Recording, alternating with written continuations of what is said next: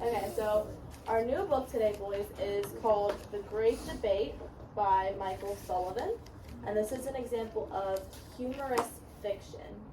So, do we remember last time we read a book, it was realistic fiction? Does anybody remember what realistic fiction is? What do you say? Do any of you remember what realistic fiction is? Real. I know. The great. I'll come back to you, okay? Go ahead, Christy. Real, but not real. Yeah, so it's something that could happen, but it didn't actually happen. So that's where the fiction part comes in, where it didn't actually happen. This is humorous fiction. Does anybody know what humorous means? Funny. Yeah, nice So job. basically, something that never happened, but it's actually funny. Yeah. Rodney, you hit the nail on the head. Nice job, buddy. Yes, absolutely. Something that didn't actually happen, and it's funny. It's a funny book.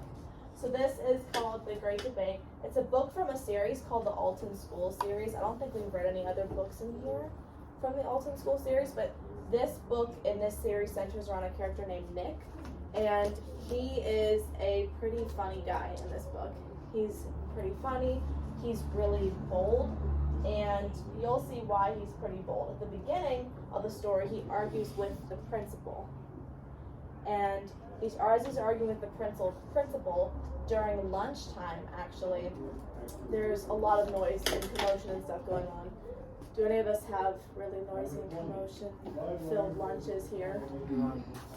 Oh yeah, that's because the entire school believes everything they hear. Yeah, I feel like in general lunches are pretty crazy, right? Yeah, what's even worse is they just believe everything they hear. Even though I've seen kids just go fully out.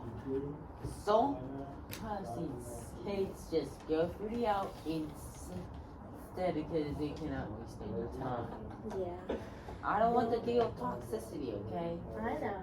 No, I know, Rodney. So, in this book, the lunchroom is super, super noisy. And as Nick is arguing with his principal, which I don't know about any of you, I would never argue with my principal. I feel like that takes a pretty bold person to do that. The principal actually declares a thing called no talking day. So the next day at school, they have a day where they cannot talk at all. Can you imagine that?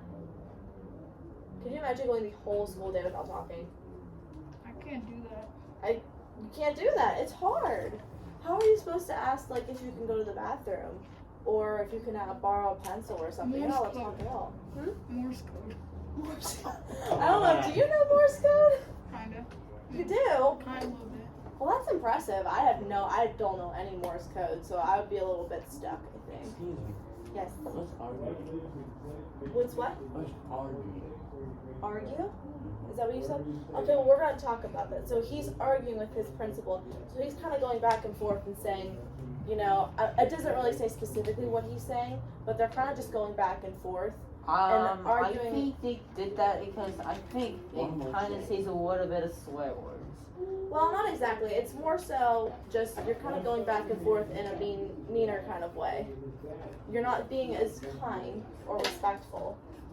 So, like, if somebody's lying about you, of course you're going to call them out for that. Right. Okay, so during this no talking day, hold on, Rodney, 1 second, honey. So, they're having this no talking day. Everyone thinks it's super unfair, and Nick is the only person. Hi, Ezra. Nick is the only person who speaks up about it. So he's the only person that's actually going to speak up to the principal about it, which I said, that takes a pretty bold person. So, okay. Hold on, boys, 1 second. It takes a pretty bold person. So he's also speaking up. What else does that say about Nick besides the fact that he's bold? What's another way we could describe Nick? Rodney? Brave. Brave, that's what I was looking for. Bingo. You're right in sync with me, Rodney. We're on the same page today. Nice. So yeah, he's a super brave person for standing up to his principal. Because I had to call someone out for lying about me before. Okay.